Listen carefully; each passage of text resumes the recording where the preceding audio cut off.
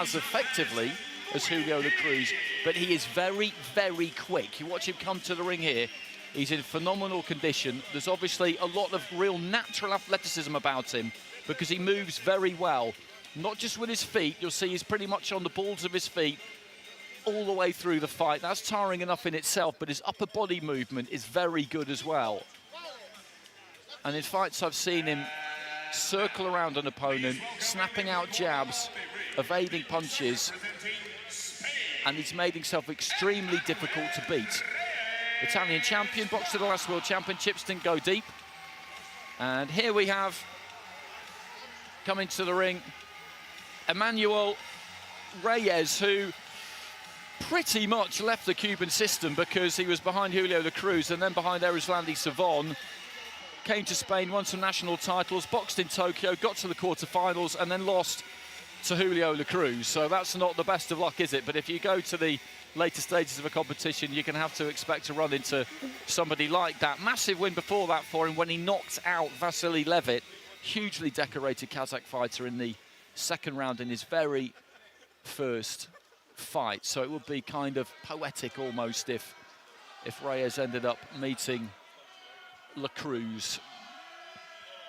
So Reyes in the blue, as I say, now based in Spain, one of a few Cuban fighters who've moved to other countries. We saw one earlier on in Lauren Alfonso, boxing for Azerbaijan. Javier Banez is in Bulgaria these days. So MOUHIIDINE in the red, southpaw, as I say, very, very quick. Can Reyes slow him down, catch him, land on him?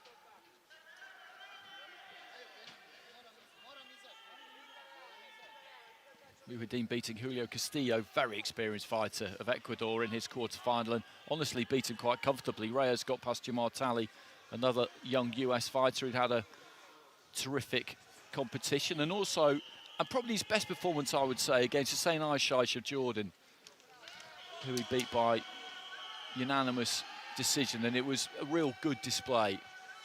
We were going back on the bus with Hussein just a few minutes after that fight had finished, actually, and he was quite badly marked up, so you could see the accuracy of MOUHIIDINE. Nothing much landed in the opening minute of this one.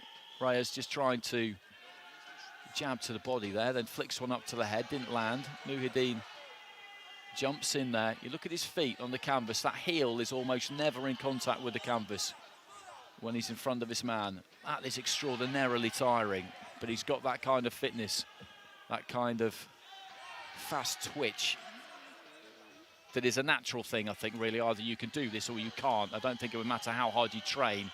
Either you have it or you don't have it. Trading off on the inside, and the referee just talking to the pair of them there about hitting with the inside of the glove.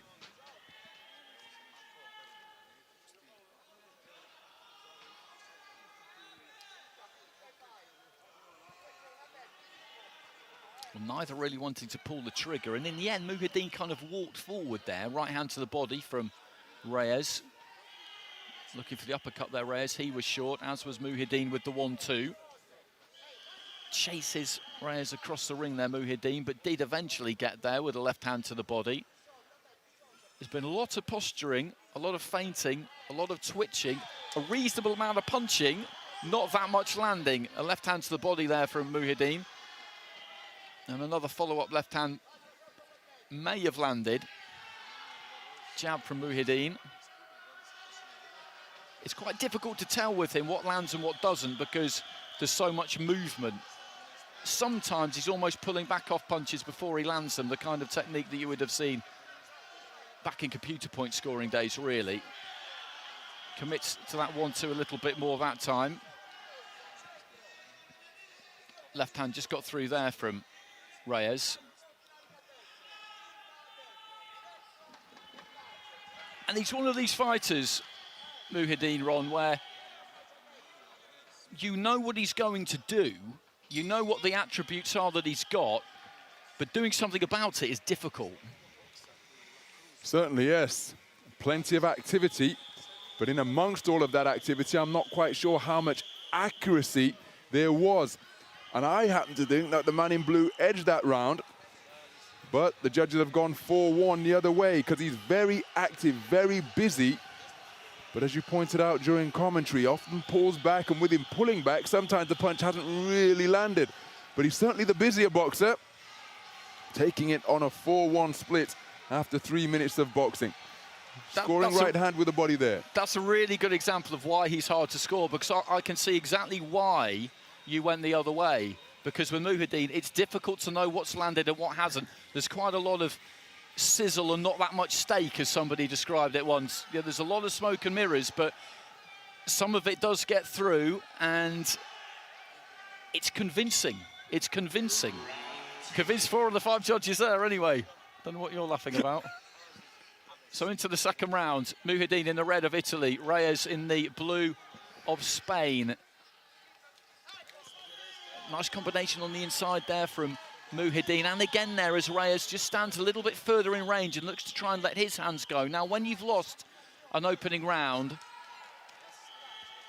you then have to do something about it in the second round, or you leave yourself too much to do in the third. That's a very obvious thing to say, but what it means is that Reyes has got to do something about it in this second round, and it's just possible that what he's going to do will suit MOUHIIDINE. It has done in the early stages. Reyes stepped in there with a combination. MOUHIIDINE, if he can kind of cast that spell, that kind of Jedi mind trick almost, and win that opening round, and then his opponent has to come to him more, and maybe that'll favour him a little bit. Reyes, he kind of rolls forward. Quite compact, quite efficient, economical in his movements. MOUHIIDINE, again, the feet just never really slow down. In one fight of his, I saw him plant them just a little bit more against Ayesha, actually. And I did think that he boxed at his best that I've seen him in the competition, but you will always try and tailor your approach to the person in front of you. Jabs his way forward there, but Reyes had moved off to the right. Kind of right-hand lead there from Reyes, which didn't really land. The most significant work of the round so far was those couple of bursts of counter-punching in the first 20 seconds or so that came from MOUHIIDINE when Reyes came forward without too much real science behind it. Long right hand there from Reyes as the two fall into each other. A minute remaining in round two. Again, not very much in this, and Reyes needs it. He needs it badly, having lost that first round 4-1 with the judges. Bounced into an orthodox stance there, MOUHIIDINE, very briefly, and then pivoted back into southpaw. Leads off with a left hand. Again, we're at ringside here, and I couldn't tell you whether that landed or not, and then he just moved straight in behind it onto the shoulder of his opponent. Right hand there from Reyes, I think did catch MOUHIIDINE as he was looking to exit. Strong right hand on the inside there from the Cuban, now boxing for Spain. I think that registered. Referee just having a chat with the pair of them about the heads. 1-2 from Reyes. Didn't look great, but it landed on the scoring area. Final few seconds of round 2. Now, as we know, Reyes needs this, having dropped the first round on a 4-1 split. A little celebration there from MOUHIIDINE as he goes back to the corner. I think it's warranted because he came out with that blistering burst of success in the first few seconds. I thought this man took the middle portion of the round, but then he came back, and I thought the man in red was a worthy winner. So 2 4-1 splits, 20 points to 18 across the board.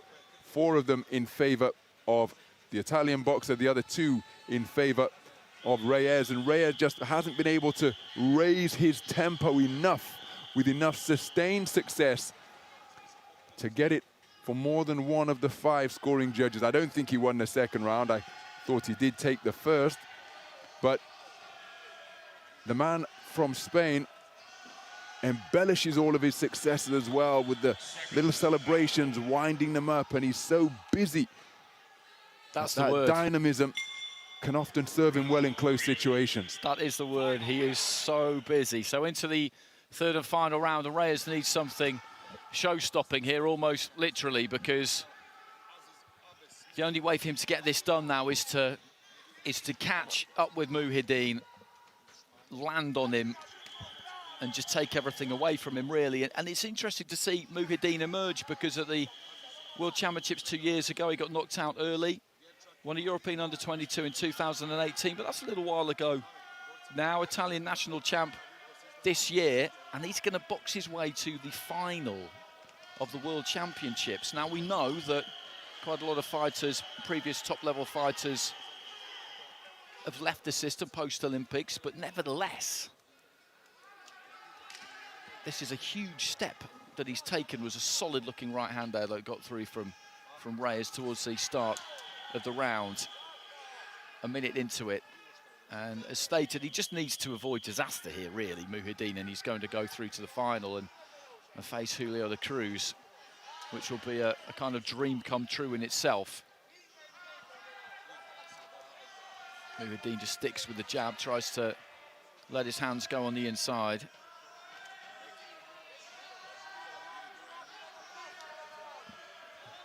Using those feet well. Reyes comes forward. Referee will break them up. And he'll continue to believe and hope, really, Reyes, that he can land that one real big shot or effective combination. But I think he'll have found this a frustrating experience. You're not going to face many heavyweights who move as much as this. And as I said before, if it were that easy, plenty of them would do it. But there's an enormous amount of dedication that goes into getting yourself into this condition, as I said, allied with some natural attributes. Jab, and then he aimed with the left hand, MOUHIIDINE, but he's not looked to be too expansive in this final round, just getting a hold of Reyes. The head's almost coming together because he's home and dry now. 20 points to 18 on 4 cards heading into this 5th and final round. And this will complete our lineup for the finals, which come your way tomorrow evening, starting at 6 local time, and then conclude on Saturday evening, starting at exactly the same time, when those gold medals will be won, along with 100,000 US dollars for the winners. MOUHIIDINE now will be guaranteed at least a silver and $50,000, and Reyes will take home 25,000. So that is not a bad 2 weeks' work by any stretch, but he will be disappointed that he hasn't managed to take it through to the final. But MOUHIIDINE Julio de Cruz, what do you make of that? I think we can assume he's won this fight, can't we? Yep, I would agree with that. I think it's going to be a very interesting final. 2 boxers at the opposite ends of their career. This man just starting out, having competed in Yekaterinburg 2 years ago. Had a valuable experience. Let's get the official verdict and we'll ruminate more as to what we're likely to see in that gold medal bout. But it's going to be a #1 for Emmanuel Reyes of Spain. We're just taking a look at the results that transpired. The United States of America, absolutely sensational. They haven't lost. As for MOUHIIDINE, well, a terrific performance to take him through to the gold medal bout to face off against the accomplished Julio Cesar de Cruz. Bachkov against Andy Cruz Gomez, an eye-catching semi-final as well. That was a great fight. That was a great fight. Like the look of Zakharev. Be good to see him in the final.